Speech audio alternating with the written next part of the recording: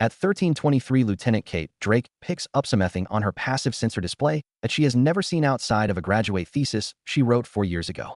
A 0.3% reduction in signal strengthened the trailing bearing of an FA-18 returning to the Abraham Lincoln from a strike mission over the Iranian coast. A micro-shadow barely measurable. Every automated system in the formation has already processed it, classified it as sensor noise, and discarded it. Drake does not discard it.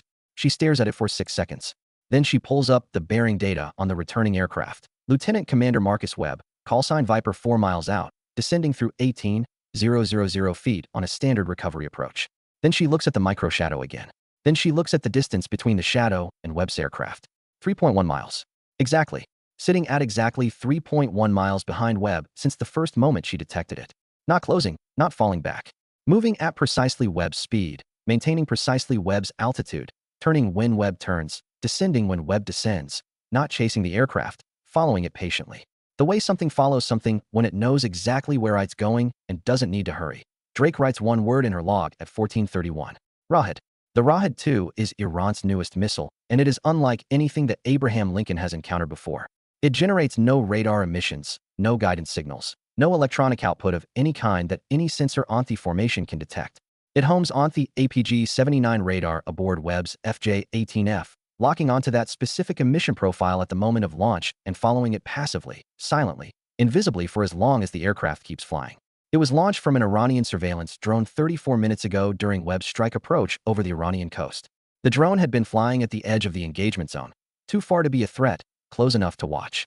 When Webb's radar activated during the attack run, the drone released the Rahed 2 on a passive lock to that specific signature. The missile has been following Webb home ever since. 34 minutes, 280 miles through Thegress, through the feet, wet transition through the descent toward the Abraham Lincoln.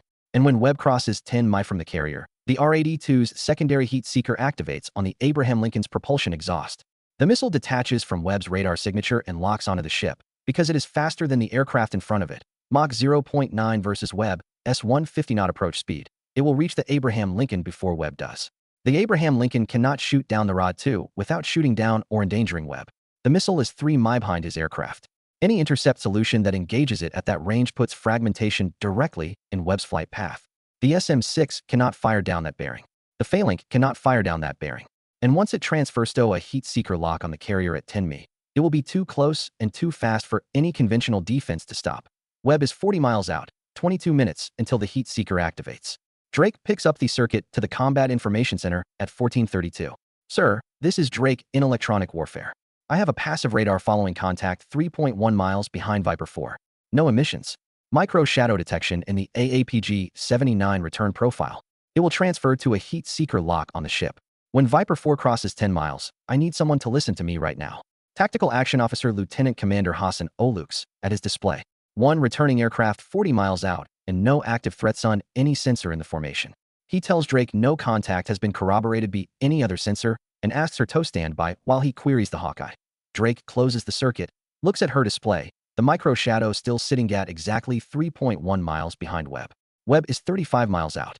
She starts building something while she waits. Not a jamming solution. The Rahed 2 generates nothing to jam, something she had outlined in her graduate thesis 4 years ago under the heading of passive countermeasures for heat-seeking terminal phase. The R-82 foot sheet seeker will activate on the Abraham Lincoln's propulsion exhaust at 10 mi. The seeker acquires the strongest infrared source in its field of view. If a competing heat source of greater intensity exists at the moment of activation, the seeker will acquire that instead. The Abraham Lincoln's flight deck has 4 jet blast deflectors, steel panels that rise behind aircraft during catapult launches to redirect engine exhaust upward at full extension with an FJ-18 FAT, full afterburner behind it. A jet blast deflector generates a heat signature that temporarily exceeds the carrier's propulsion exhaust in infrared intensity. If the number 3 catapult deflector is raised and an aircraft runs to full afterburner at the exact moment the Rahed 2's heat seeker activates, the seeker will acquire the deflector instead of the propulsion system. The missile will correct toward the deflector away from the hull. Drake begins coordinating with the flight deck at 14:34 without authorization because authorization takes time she does not have. At 14:36, the Hawkeye returns a negative contact report on Webb's trailing bearing. No emissions detected, nothing there. OAE relays this at 14:37. Tells Drake the Hawkeye confirms no contact. Tells her a micro shadow detection alone is insufficient grounds to alter Viper 4's recovery. Tells her to continue monitoring. Webb is 28 mi out. Drake picks up the circuit again at 1438. Sir, the Hawkeye found nothing because there is nothing for the Hokkaido to find. This missile generates zero emissions. It is invisible to every active sensor we have. I have watched it maintain a constant 3.1-mile trail position through every course and altitude change Webb has made for the last 7 minutes. That is not sensor noise. I need a jet blast deflector test on Catapult 3 ready to execute at the 10-mile point. If I am wrong, nothing happens. If I am right, and we do nothing, this missile locks onto the ship in 14 minutes, and there is nothing left to stop it. OAE looks at Webb's fuel state. Bingo plus 400 pounds. 1 approach remaining. He escalates to Rear Admiral James Carver immediately. Carver receives Drake's full assessment at 1439.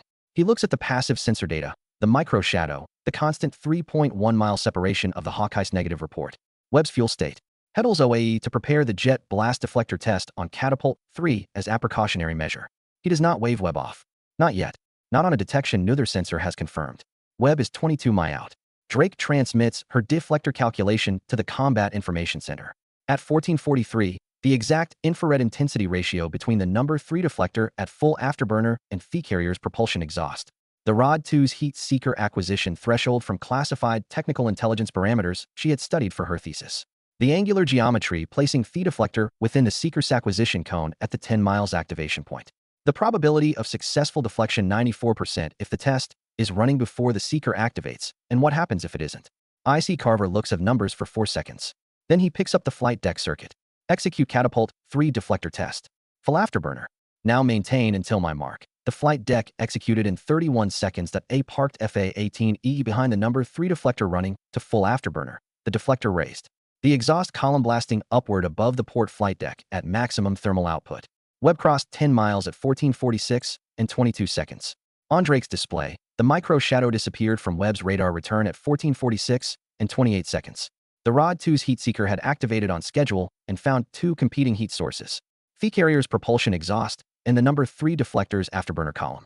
The deflector's infrared intensity exceeded the propulsion exhaust by a factor of 2.3. The missile acquired the deflector. It corrected 11 degrees to port, away from Webb's approach bearing, away from the hull, toward the port side of the flight deck and the raised steel panel, generating the heat signature it had just locked onto.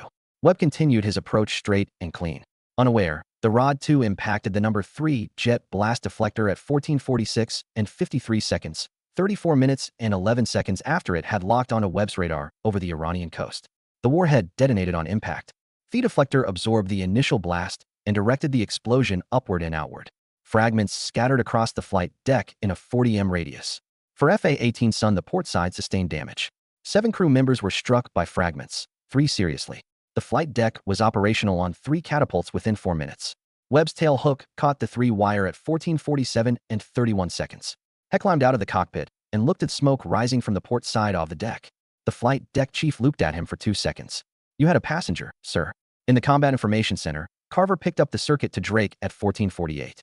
Lieutenant Drake, walk me through the detection. Drake looked at her display at the 0.3% micro shadow she had identified at 1431 at the 14 minutes between her first report and the deflector authorization. Sir, the Rahad 2 uses a passive radar, following seeker with no active emissions, undetectable by any system that looks for outgoing signals.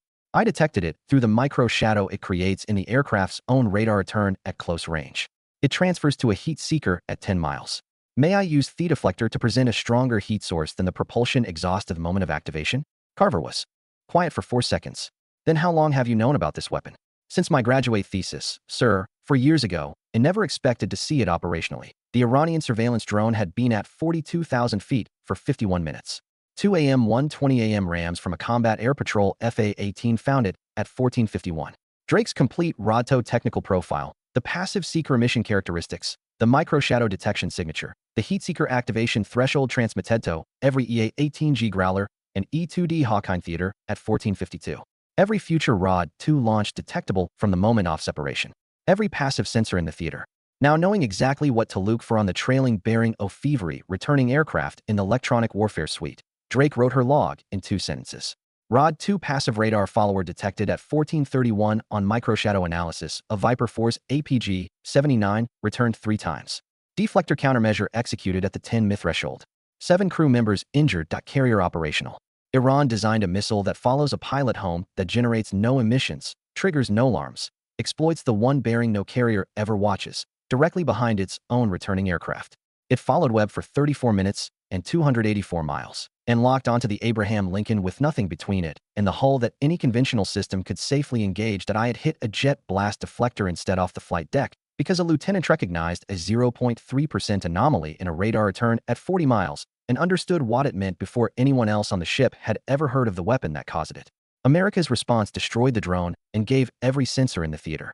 The complete profile of a weapon Iran had spent years developing. It followed a pilot home for 284 miles. It should have checked who was watching from the front. And the lesson Thran took home from the Arabian Sea that afternoon was the one at least one had told her: that the most dangerous electronic warfare officer in the world is not the one who jams the signal. It is the one who wrote her thesis on the weapon that generates none. X.